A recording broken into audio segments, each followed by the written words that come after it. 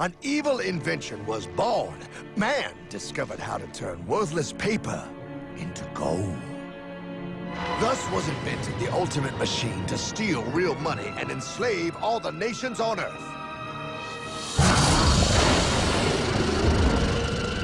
It's alive!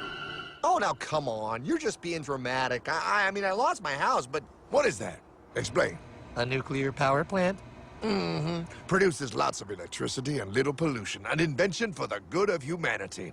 Okay, but what's this have to do with... 3, 2... Holy atomic energy! A discovery more powerful than anything man had yet conceived. It can be used for good or evil. Now, unlike Einstein, the goldsmith's discovery has been kept a closely guarded secret. It was never intended for you to see. This discovery is called fractional reserve banking. In the wrong hands, it's more powerful than the nuclear bomb in its ability to completely and utterly destroy a nation who is subjected to its perversion. No, no, no, no, no, no. It is time we stop this evil secret and the men behind it. You're being ridiculous. Before America is destroyed forever. Believe it, Pop. No, no, no, no, no. I just want my dog back. Damn it. That's it. I give up. Let them live in chains. No, Hardman. The tree of liberty must be refreshed from time to time with the blood of patriots and tyrants. Thomas Jefferson? Mr. President, how do I get him to understand? As we did, son, remain vigilant. Too many have hidden the truth, and the light of our liberty dims with every passing day. Quickly, take my horse. Show him. Wait, show me what? Where are we going? Stallion of Liberty! Right on the hoary wind! Oh, where are we? Battle of Waterloo! Hold on, we gotta get through! A money machine! There it is! Hey, is that the same people? Rich banker men from Germany flying under the banner of the Red Shield. They finance both sides of the war. We must hurry! That's him, the Red Shield courier! Shoot him! No, I'm not shooting anyone. Damn it, Pie! What? He beat everyone back with the news of the war and told England that Napoleon won. The Red Shield bankers in London pretended that England was doomed and started selling their English stocks. The English went into a selling frenzy to get rid of worthless English money. But the English won, right? Of course they won, but it was a trick by Red Shield. They waited until the stocks plummeted to pennies and then bought England back for nearly nothing. What? They did that? How? When the English leaders found out, they had no choice but to give themselves over to the Red Shield. Their money was gone, and they were slaves to the Red Shield war debt. Since that time, the English have been paying their national taxes directly to the Red Shield private bankers. The people have no idea. But the bankers bragged about what they did to us, laughing at us all the way to the bank. Why, it's the best business I've ever done. If I can control a nation's wealth, I care not who makes its laws. Oh, is this what Jefferson wanted to show me? No, look. They're in America, too? The Red Shield banks are here, Pie. Seeking a way to conquer our American dream. The dream you have, Pie. The dream of free men. They tried to take over our country many times and failed because Jefferson and the Patriots vowed to stop the evil tyrants at all costs. By authority of eternal God, he would not let the bankers win here. To preserve our independence, we must not let our rulers load us with perpetual debt. We must make our choice between economy and liberty or profusion and servitude. Wow. I place economy among the first and most important of Republican virtues, and public debt is the greatest of the dangers to be feared. It is incumbent on every generation to pay its own debts as it goes. We must have a central bank to secure this country's finances. If the American people ever allow private banks to control the issue of their money, first by inflation and then by deflation, the banks and corporations that will grow up around them will deprive the people of their property until their children will wake up homeless on the very continent their fathers conquered. Jefferson, you're mad. This country will have a central bank. Who's that? America's first Secretary of Treasury. Alexander Hamilton?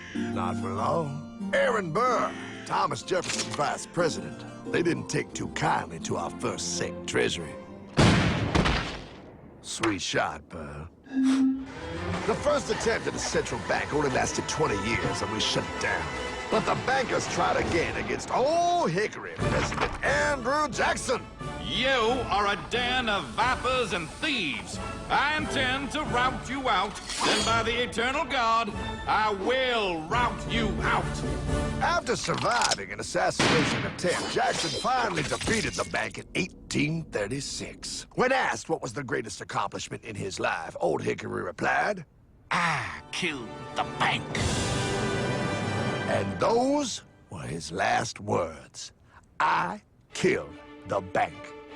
And with real money backed with real gold, our country experienced the greatest boom in any nation's history. Oh, it was beautiful, pal. But the bankers, greedy for more power and wealth, were concocting their most ambitious plan yet to once and for all take control of the finances of the United States. In 1910, a secret meeting was held at a J.P. Morgan estate on Jekyll Island off the coast of Georgia. This meeting was so secretive, so concealed from government and public knowledge that the 10 attendees used code names. I am clearly the richest man, so I should be the one to run the super-secret central bank. I own all the oil in America. I'm clearly richer than you will ever be, hula girl. I should run the super-secret central bank.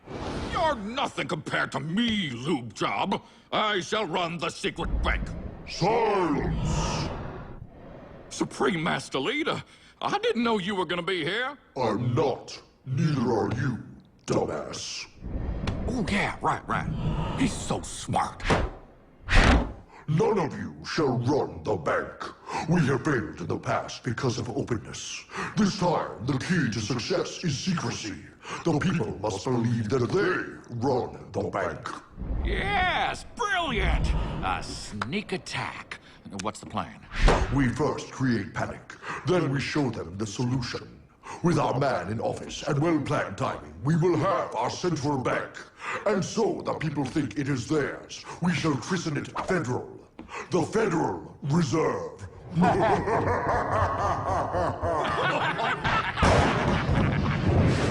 They struck on December 23rd, 1913.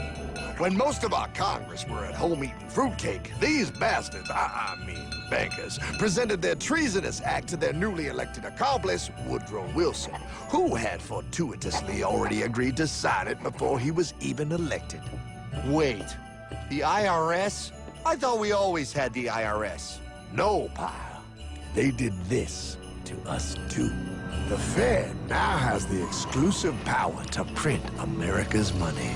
They loan this money to our banks and our government at interest, putting immediate debt on our own money, printing more and more, so each dollar they print becomes worth less than the one before.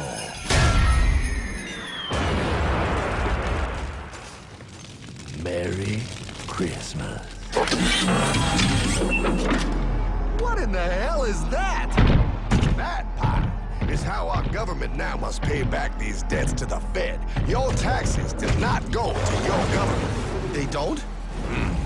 It's the greatest theft in human history. But, oh, okay, I mean, I sort of get what you're saying, but it's also confusing and really, Hardman, I don't see how it affects me at all. If I had more money, none of this would have happened. Hardman?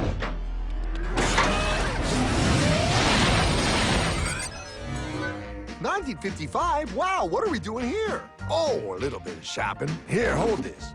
Gallon of gas, 23 cents. Postage stamp, 3 cents. Ounce of gold, $35. Hot baby. Priceless. Best be getting back. Hey, Hartman! I need my car, man! Oh, was that Michael J? Yeah, he'll be fine. Now, pal, would you agree that you have the same exact things you had in 1955? Yeah, 1 stamp, 1 gallon of gas, 1 ounce of gold, and 1 home. Wow, we just made a lot of money. Hey! Gotta pay your taxes. Bet it's nice to have made all that money. Wait, that isn't fair. Now I actually have less money. I can't even go buy the things I just sold. The IRS and the Fed's inflation work together, pal. They aren't just taxing gain, they are taxing their inflation. You are no richer than you were in 1955. Now, does that sound fair or American to you? Yeah, but I mean, who doesn't hate taxes? I hate the IRS anyway. Pal, the higher they make the inflation, the more your money they take. It's thievery. You're not paying taxes on any more. You are paying taxes on the same. And now, you have less. They take our property away right in front of our eyes, just like Thomas Jefferson said they would. What's that? Oh, they found us! Quick, my sword! What sword? We don't need your banking machine! I'll condemn you to die!